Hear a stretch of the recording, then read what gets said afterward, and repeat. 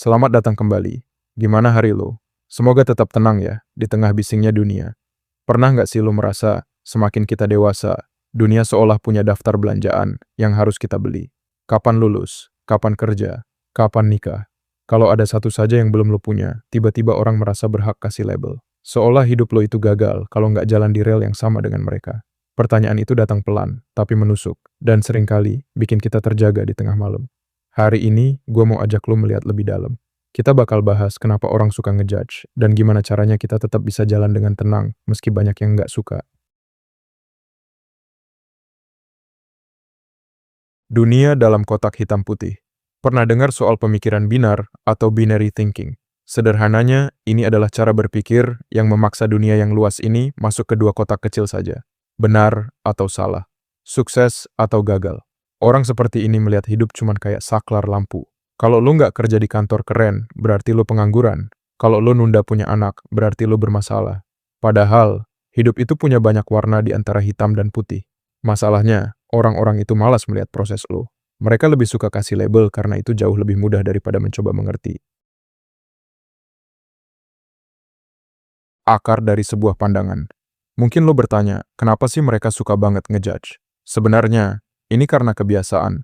Dari sekolah, kita diajar kalau jawaban itu cuma ada satu yang benar, di lembar ujian. Kita jarang diajarin kalau pilihan hidup itu bisa macam-macam bentuknya. Akhirnya, pikiran kita jadi kaku. Kita jadi takut buat beda. Kita jadi takut buat mencoba hal baru karena takut dianggap salah oleh standar orang lain. Berpikir tentang kemungkinan. Lalu, gimana caranya melawan? Mulailah berpikir tentang kemungkinan. Jangan cuma lihat hasil, tapi lihat konteksnya. Lo bisa kok jadi wanita karir yang tangguh, tapi tetap lembut di rumah. Lo bisa kok hidup sederhana tanpa mobil mewah, tapi punya tabungan yang sangat aman. Jangan biarkan standar kaku orang lain menentukan harga diri lo.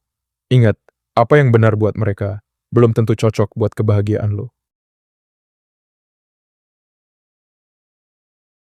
Berani untuk tidak disukai. Satu hal yang harus lo terima dengan lapang dada. Nggak masalah kalau lo dibenci. Harus ada keberanian besar dalam menjadi orang yang tidak disukai. Lihat orang-orang besar yang mengubah dunia. Semuanya punya banyak pembenci. Kenapa? Karena mereka berani keluar dari kotak tadi. Kalau hari ini lo dikucilkan karena pilihan hidup lo yang beda, tersenyumlah. Itu tandanya lo sedang membangun hidup yang asli, bukan hidup yang ikut-ikutan orang lain. Santai tapi tetap kerja keras. Gue punya satu prinsip, good pragmatism. Lo boleh ambisius, lo boleh kerja keras sampai lembur, tapi lo juga punya hak untuk santai, duduk tenang, dan menikmati kopi lo tanpa rasa bersalah. Lo nggak harus milih mau jadi si ambisi atau si pemalas. Lo bisa jadi keduanya di waktu yang berbeda. Keluar dari pikiran kaku, itu butuh waktu. Tapi mulailah dengan satu langkah. Berhenti menghakimi diri sendiri, pakai standar orang lain. Makasih udah nemenin gue ngobrol sampai akhir. Coba tulis di kolom komentar, apa nyinyiran yang paling bikin lo jadi lebih kuat sampai sekarang? Gue pengen denger cerita lo. Subscribe, kalau lo suka video self-improvement seperti ini. Tetap tenang, tetap jaga pikiran lo. Dan sampai jumpa di video berikutnya. Semangat!